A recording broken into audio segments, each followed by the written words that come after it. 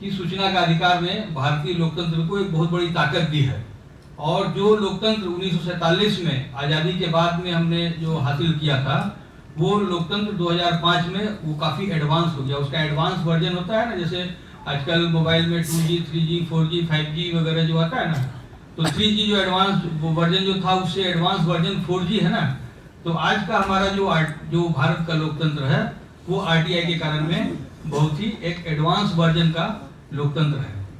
हम RTI के संदर्भ में बात करते हुए आज जो देश के ऊपर में सबसे बड़ा संकट है और जिसमें देश के सभी RTI कार्यकर्ताओं को काम करना चाहिए, जो काम कर सकते हैं जिस बड़े संकट से देश को निकालने के लिए, वो है NPA मतलब नॉन परफॉर्मिंग एसेट्स, जो बैंक का होता है, बैंक की लूट। हम इसके बारे में कुछ बताना चाहेंगे, हम मूल उसी के ऊपर में केंद्रित करना चाहेंगे। और उसके लिए हम थोड़ा सा इसको रोचक बनाने के लिए थोड़ा सा एक विजुअल पता चले आपको कि वास्तव में हो क्या रहा है हमारे देश में। हम दो लोगों को आमंत्रित करना चाहते हैं। एक आदमी उसमें ऐसा हो जो कि अकाउंट्स में थोड़ा जिनका ठीक ठाक हो। एक आदमी को बैंक का मैनेजर बनना है, जो कि आप 1 करोड़ रुपया आप लोन देने वाले हैं। तो कोई भी एक मित्र जो कि 1 करोड़ रुपया लोन देना चाहते हो, जो उसका हिसाब रख सकते हो, जल्दी आइए कृपया अपना एक कागज और पेन लेकर के। और एक व्यक्ति कोई भी जो कि उस पैसे को लूटना चाहते हो, आइए, कोई भी आइए, कोई दिक्कत नहीं है। आपका पैसा लगेगा नहीं और आपके ऊपर में लूट का इल्जाम भी नहीं लगेगा। हिसाब रखने के लिए हम, हाँ आइए प्लीज, अपना डायरी और पेन लाइएगा, है ना। 5 मिनट के अंदर में, नहीं मोबाइल पे नहीं होगा, कागज और पेन लाइए। और एक जो कि पैसे भी लूटा, आप लूटेंगे? कौन लूटेगा? अंबानी किसको बनना, अडानी अंबानी या और क्या क्या भाग गए, नीरव मोदी, इतने सारे लोग जो भाग गए हैं छोड़ करके। विजय माल्या, कोई विजय माल्या आए, कोई आए, फिर हम बुला लेंगे किसी को भी। कोई आइए, आइए, हिसाब रखिएगा ठीक से। देखिए हम पहले NPA का सिस्टम बताना चाहते हैं। NPA का मतलब होता है नॉन परफॉर्मिंग एसेट्स। और ये इतनी बड़ी बात इसलिए है कि सूचना का अधिकार ने इस देश को बचाया है। RTI के जरिए बहुत सारे लोग लगे हुए हैं जो कि बैंकों की लूट ना हो। सरकारी बैंक जो है वो लूटे जा रहे हैं, खुलेआम लूटे जा रहे हैं सरकार के बैंक। जब पिछले साल RTI में जब लोगों ने मांगा, कई साल से इस पर मामला चल रहा है, पता चला रिजर्व बैंक के पास में, आपको पता है, आप अकाउंट आप ही नहीं कर पाइएगा इसमें पूरे हॉल में। अगर हम अभी कह दें आपको कि 9,49,000 करोड़ रुपए, 9,49,000, 9.9 बोल भी हम नहीं पा रहे, 9.549 लाख करोड़, लाख के ऊपर करोड़, मतलब लाख नहीं, करोड़ भी नहीं, लाख का करोड़। उसमें कितना शून्य होगा, कितना जीरो होगा, ये लिखने में अच्छे अच्छे लोग फेल हो जाते हैं, है ना।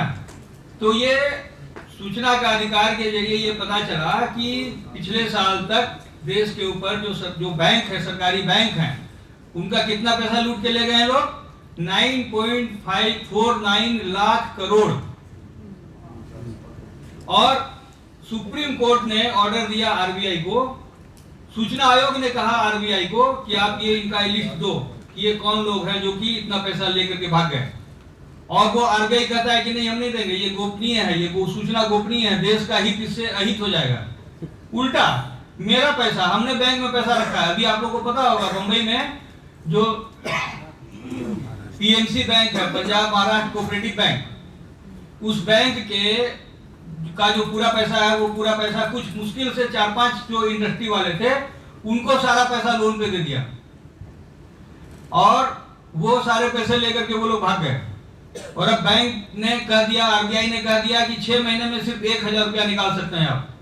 एक आदमी है जो कि उसी दिन जाकर के 5 लाख रुपया जमा किया था, उसी दिन उसका 5 लाख रुपया आया कहीं से चेक, और गया निकालने के लिए तो बोलता है सिर्फ 1,000 रुपया निकाल सकोगे 6 महीने तक। अभी कल एक वीडियो आया है, उसमें एक सिख है सरदार, उसमें ज्यादा सिखों के पैसे फंसे हुए हैं, सिख समाज के लोगों का। कल एक सिख भाई का आया वीडियो, वो निर्मला सीतारमण जो वित्त मंत्री हैं, इनको वो रोक करके कह रहा है कि मैडम एक बात खाली मेरी सुन लीजिए, मैं किडनी का पेशेंट हूँ, मेरा किडनी ट्रांसप्लांट हुआ और मैं अपनी दवा के पैसे नहीं निकाल पा रहा हूँ, और इसी रोग से जेटली जी और सुषमा जी का डेथ हुआ है, और आप कम से कम हमारा ख्याल रखिए। लेकिन वो चली गई। तो ये जो लूट कैसे होती है, ये भाई साहब बैंक वाले हैं, आपसे 1 करोड़ रुपया इनको लोन लेना है, ठीक है। 1 करोड़ रुपया आप लोन लीजिएगा, क्या चीज के लिए? आपको मान लीजिए रेस्टोरेंट चलाना है। आपने कहा कि हम रेस्टोरेंट खोलना चाहते हैं, हमको 1 करोड़ रुपया दीजिए। बैंक ने कहा कि ठीक है चलो 1 करोड़ रुपया आपको हम लोन दे दे रहे हैं, आप इनको दे दीजिए 1 करोड़ रुपया लोन। बोले कि हम दे दिए 1 करोड़, सेक्शन कर दीजिए, लिख लीजिए, ठीक है। 1 करोड़ रुपया लिख लीजिए। अब जल्दी जल्दी देखिए, हम आपको हिसाब एकदम समझा देते हैं कि भाई साहब जो है 1 करोड़ रुपया का कैसे कैसे खर्चा करेंगे। ये सबसे पहले अपना साला को दे देंगे ठेका, उसका इंटीरियर के काम का 20 लाख रुपया में, 20 लाख रुपया लिख लीजिए, इंटीरियर का काम का 20 लाख रुपया। कैसे खर्चा कर रहे हैं तो बैंक वाला देखने वाला नहीं है ना, बैंक तो दे दिया पैसा इनको। अब ये जो अपना साला से जो काम करवाए वो एक्चुअल में काम हुआ 2 लाख रुपया का, और ये खर्चा उसमें बिल बनवा दिए 20 लाख रुपया का। आप हिसाब लिखिए जैसे लिखना होगा आपको, 2 लाख लिखिएगा कि 20 लाख लिखिएगा। ये 2 लाख रुपया का काम हुआ, 20 लाख रुपया का बिल बनवा करके 1 करोड़ में 20 लाख रुपया खर्चा कर दिए, नंबर 1। नंबर 2, फर्नीचर चाहिए था। ये फर्नीचर भी जो है सो अपना, वो इनका कोई छोटा भाई था वो फर्नीचर का बिजनेस करता था, उससे अपना 20 लाख रुपया का फर्नीचर खरीद लिए, 20 लाख रुपया का बिल पेमेंट किया, फर्नीचर भी होगा 2 लाख रुपया का, ठीक है। 40 लाख रुपया खर्चा हो गया। 20 लाख रुपया का वो अपना पब्लिसिटी का कोई एड एजेंसी था, इनका कोई मामा का बेटा या कोई था, उसको दे दिए पब्लिसिटी का। वो ला करके एक वीडियो फिल्म बना दिया। वीडियो फिल्म बनाने में कितना लगेगा? लाख रुपया, 50,000 रुपया, उतना का वीडियो फिल्म बन गया इनका रेस्टोरेंट के बारे में पब्लिसिटी करने के लिए। 60 लाख रुपया खर्चा हो गया। कहीं पर एक तो इनके परिचित थे, उनसे भाड़ा पे ले लिए अपना स्पेस, ठीक है। उसको स्पेस का 10 लाख रुपया उसको एडवांस दे दिए, और बहुत ही महंगा रेट पे उससे भाड़ा पे जगह ले लिए, उसके लिए 10 लाख रुपया और खर्चा हो गया, 80 लाख रुपया। बाकी 20 लाख रुपया में बोले कि बर्तन है, राशन है, पानी है, चावल है, स्टाफ है, सब रख लिए, उसमें भी 2 लाख रुपया खर्चा हुआ, ठीक है। और 1 करोड़ रुपया पूरा इनका इन्वेस्ट हो गया। बहुत बढ़िया रेस्टोरेंट खुल गया। क्या नाम है रेस्टोरेंट का? कोई भी नाम बोलिए जल्दी से। चलिए, घोटाला रेस्टोरेंट। अब इनका घोटाला रेस्टोरेंट हो गया तैयार। कोई बढ़िया से मंत्री, मुख्यमंत्री, प्रधानमंत्री या किसी को भी बुला करके उसका उद्घाटन करवा दिए, और उससे हो गया कि मतलब हमारा देश जो है सो कितना आगे बढ़ रहा है, इतना बढ़िया रेस्टोरेंट खुल गया, इससे इतने लोगों का रोजगार सृजन होगा, सारा कुछ। 2 महीना, 3 महीना, 4 महीना चला। इनको अब कोई मतलब नहीं है। होटल में वो मैनेजर को रख लिए हैं 6,000 रुपया का, वो मैनेजर चलाए नहीं चलाए, होटल चले डूब जाए। 6 महीना बाद इनको होश में आया कि अरे ये तो हमारा किस्ती भरिए नहीं रहा, तो ये अब आप इनसे किस्ती मांगिए। ये बोलेंगे कि हम नहीं भर पा रहे हैं, हम लूट गए, हमारा होटल चल ही नहीं रहा, आर्थिक मंदी है, पब्लिक के पास पैसे नहीं है खाने के लिए, कहाँ से खाएगा, और होटल में भी नहीं करता है आदमी खाने के लिए, हमको तो होटल बंद करना पड़ेगा। आप बोलेगा तो क्या करें? तो बोलेगा नीलाम कर दो। हम क्या कर सकते हैं? ले जाओ, हम तो डूब गए, हम दिवालिया हो गए। अब ये जो है सो भगवान को पूजा करेंगे जा करके कि भगवान हमारा होटल को दिवालिया कर दो, हमको दिवालिया कर दो। आप सोचिए, कोई भी आदमी अपने आप को दिवालिया घोषित कराना चाहेगा? ये लेकिन दिवालिया करवाने के लिए भगवान को घूस दे रहा है कि मेरा होटल दिवालिया हो जाए। इनको मैनेजर साहब को भी जाकर के 10-5 लाख रुपया चढ़ा देंगे कि सुनिए ना, ऐसा करिए ना कि उसको डाल दीजिए एनपीए में, डाल दीजिए, छुट्टी हो जाएगा मेरा भी। इनको भी लगेगा कि ठीक है जाओ एनपीए में डाल दीजिए। बैंक को एनपीए मतलब non performing asset. Non performing asset का मतलब क्या हुआ कि ऐसा मेरा एसेट, संपत्ति, ऐसा संपत्ति जो कि परफॉर्म नहीं कर रहा, काम नहीं कर रहा, मतलब कोड़िया हो गया। कोड़िया मतलब रोग वाले, उस गलत अर्थ में मत लीजिएगा प्लीज, मतलब डेड हो गया, ये काम धाम नहीं कर रहा है, बेकार हो गया, ठीक है। अब ये बोलेंगे कि इसको नीलाम में चढ़ा दो, अब ना मुंह लटका करके, और ये बैंक आप इसको नीलाम कर दीजिए। अब कितना आपको निकलेगा, माल निकालिए। 20 लाख, 20 लाख, 20 लाख, 2 लाख, 6 लाख। ये तो 20 लाख में खरीदारी दिखला रहे हैं ना, लेकिन एक्चुअली खरीदे हैं 2 लाख। हाँ हाँ, 18 लाख गायब हो गया। 2 लाख जो है एक्चुअल खर्चा, सब जोड़ करके। अच्छा, अब हमको ये बताइए कि 2 लाख रुपया का आप यहाँ फर्नीचर लगा दिए हैं, इसको कोई उखाड़ करके ले जाएगा तो कितना में उखाड़ेगा? ये वाला फर्नीचर, जैसे माने ये वाला जो हम लोग रूम है ना, जिस रूम में बैठे हुए हैं, ये रूम में 2 लाख रुपया लगा है इंटीरियर में, इसको कोई उखाड़ के ले जाएगा तो 2 लाख देगा, 20,000 देगा ना। अच्छा, ये जो 20 लाख रुपया का जो फिल्म बनवाए हैं अपना घोटाला होटल का, वो 20 लाख का फिल्म को आप अगर नीलाम करिएगा तो कितना में नीलाम होगा? 4,000 कुछ नहीं। 2-4 हज़ार क्या देगा? भारतीय सूचना अधिकार रक्षा ने, भारतीय सूचना अधिकार रक्षा मंच ने अपना एक वीडियो बनवाया, फिल्म बनवाया 10 करोड़ रुपया खर्चा करके। कोई दूसरा आदमी उसको 10 पैसा में भी नहीं खरीदेगा, नहीं खरीदेगा ना। नहीं सर। तो आपका कितना कलेक्शन वहां जाकर के बैठ करके बताइएगा आराम से, जोड़ करके। आपको टाइम हम दे रहे हैं, बैठ जाइए प्लीज, आप मजे में सबको पार्टी कराइए। तो इसको क्या कहते हैं? इसको कहते हैं विलफुल डिफॉल्टर। लिख लीजिए इसको, विलफुल डिफॉल्टर। विल मतलब इच्छा, विलफुल डिफॉल्टर का मतलब हुआ कि हम जो पैसा नहीं जमा पा रहे, डिफॉल्टर है, हम बैंक का पैसा जमा नहीं कर पाए, हम डिफॉल्टर हैं। तो डिफॉल्टर दो तरह के डिफॉल्टर हुए। एक डिफॉल्टर वो हुआ जैसे मान लीजिए कि आप अपना बच्चा को पढ़ाने के लिए कहीं पर लोन लिए और बच्चा को भेजे, आप सोचे कि हम इधर में अपना कुछ कमा करके जमा कर देंगे, आप जमा नहीं कर पा रहे हैं। ये आपका हो गया, आपका मजबूरी वाला डिफॉल्टर आपका, कि आपको पैसा नहीं है, आप जमा नहीं कर पा रहे हैं। लेकिन विलफुल डिफॉल्टर जो है ये है भाई साहब। तो ये विलफुल डिफॉल्टर जो है ये अभी भारत का जो सबसे बड़ा संकट है, हम लोगों के सामने में जितना भी बड़ा आर्थिक क्राइसिस आया हमें देखा है ना, ये सारा आर्थिक क्राइसिस है विलफुल डिफॉल्टर्स का। और इसके ऊपर में आरटीआई के अंदर में आरटीआई कार्यकर्ताओं को बहुत जबरदस्त काम करना चाहिए। अभी बैंक वाले जिस तरह से लूट रहे, बैंक वाले खुद भी लूट गए। बैंक वालों ने अपने भाई साहब जिस तरह से पैसा इनको दे दिया और आपका कोई कंट्रोल नहीं था, उसको कुछ नहीं कर सकते हैं आप। इनको चुप पूछ नहीं सकते हैं कि तुम अपना साला को इतना 20 लाख का तुम फिल्म क्यों बनवाए, क्योंकि ये इनका मतलब इनके अधिकार क्षेत्र का मामला है कि ये फिल्म बनवाएंगे कि गाना सुना करके, कि मनोज तिवारी को बुला करके गाना करवाएंगे, कि हेमा मालिनी को बुला करके डांस करा करके अपना पब्लिसिटी कराएंगे, कुछ भी कर सकते हैं। आपका उस पर कोई कंट्रोल नहीं है। आप सिर्फ ये देख सकते हैं कि आप इसको पैसा दिए। अब आप इसका जब जाइएगा नीलाम करने के लिए, जब आप बोलिएगा कि हम इसको ऑक्शन करते हैं, ऑक्शन पे चढ़ा दिए, तो ऑक्शन में आपको, क्योंकि भाड़ा, जगह भी भाड़ा का है, जगह खरीदा नहीं है। वो जहां पर होटल खोला, रेस्टोरेंट खोले थे, वो रेस्टोरेंट भाड़ा का है। वो भाड़ा उल्टे आप भी से मांगेगा भाड़ा कि ठीक है हम खाली कर देंगे, सामान निकालना है ना, उखाड़ना है तो उखाड़िए, लेकिन हमारा पहले भाड़ा दे दीजिए 3 महीना का बकाया। वो आपको आफत है कि कहां से दीजिएगा। तो पता चलेगा कि आप जितना वहां से फर्नीचर उखाड़े हैं ना, उसको बेचने के बाद भी इनका भाड़ा भी हो सकता है कि असूल नहीं होगा। तो ये आप अभी सर्च करिए नेट में, जैसे ही सर्च करिएगा वैसे ही आपको मिलेगा। आरटीआई के जरिए बहुत काम हुआ है। और लोगों ने अभी 2-3 दिन पहले एक न्यूज चैनल है उसने निकाला, उसमें आया करीब 3,000 लाख करोड़ रुपया का पूरा घोटाला अभी आया है। कई दिन से पेपर में आ रहा है, ट्विटर में आप देखिएगा, फेसबुक में देखिएगा, व्हाट्सएप में देखिएगा, तो ये बहुत सारा चीज आ रहा है। तो ये विलफुल डिफॉल्टर्स के खिलाफ और एनपीए के खिलाफ अभी तक इस देश में कोई आंदोलन नहीं हुआ है।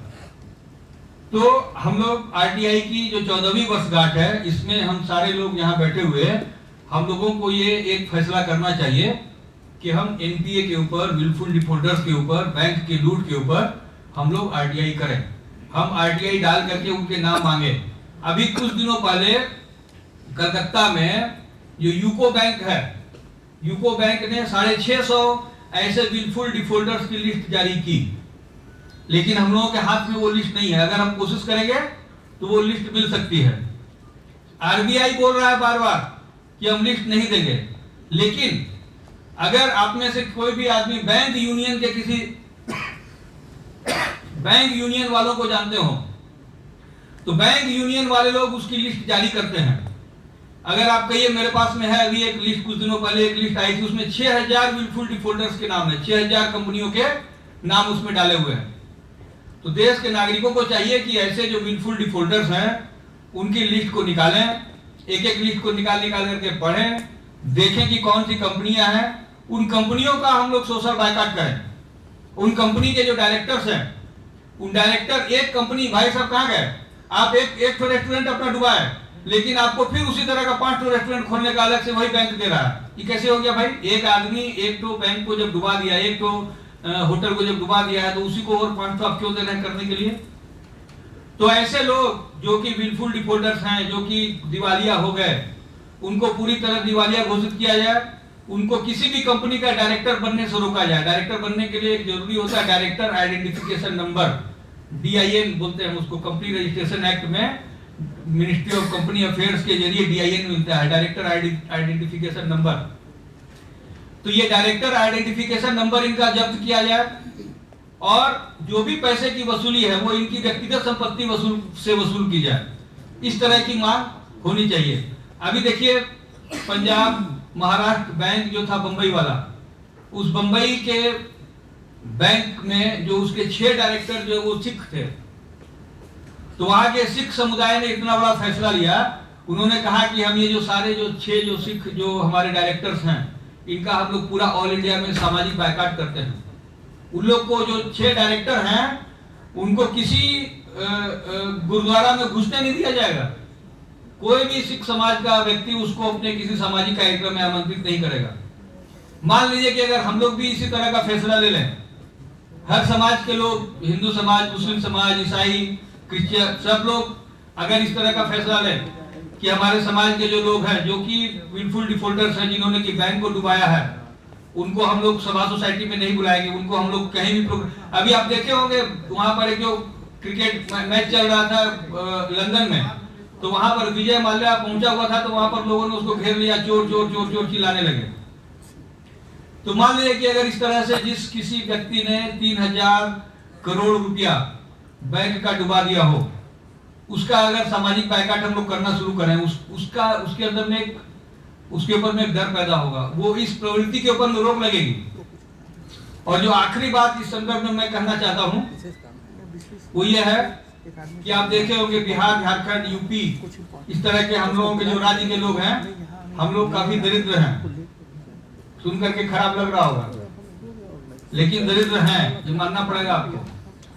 क्यों दरिद्र हैं इसका कारण जानते हैं? हम इस पर 10 साल पहले एक आर्टिकल लिखे थे कि बिहार, यूपी के लोग दरिद्र क्यों हैं।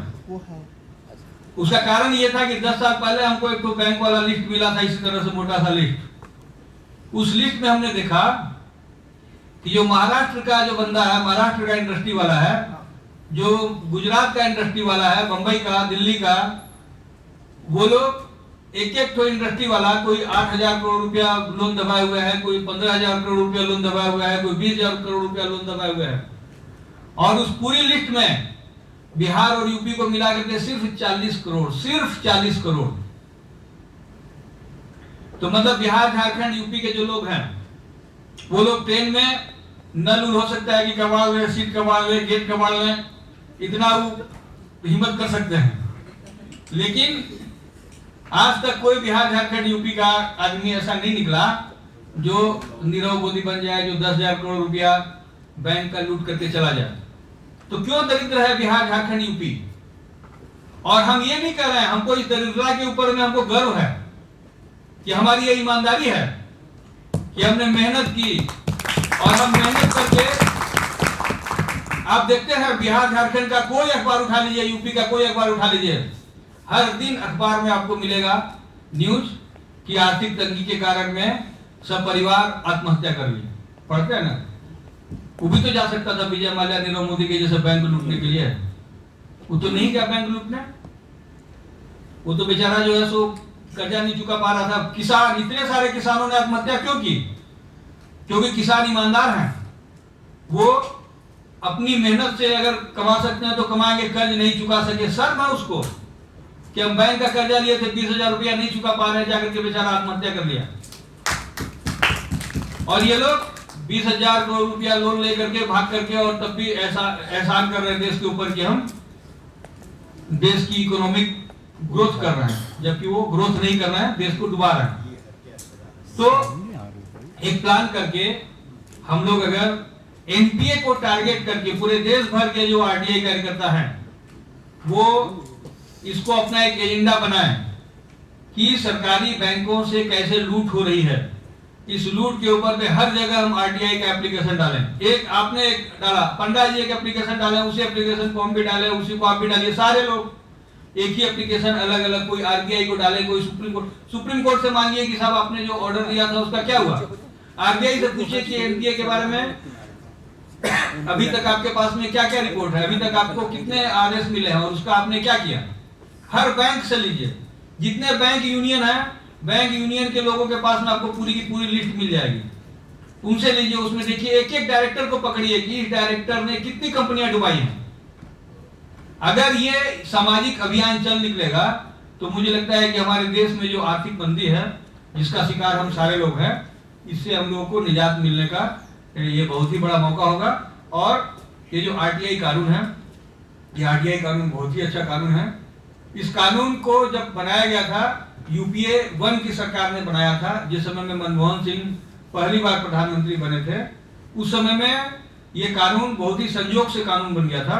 उन्होंने उस समय में सोनिया गांधी, उसकी यूपीए की जो चेयरमैन थी, उन्होंने उस समय में एक बनाया था नेशनल एडवाइजरी काउंसिल, एनएसी, और उसमें जो बड़े बड़े सामाजिक कार्यकर्ता और सारे लोग थे, अरुणा राय, निखिल डे और इस तरह के जो लोग थे, इन लोगों को बुला करके उन्होंने पूछा कि हम इस देश में क्या कुछ अच्छा कर सकते हैं।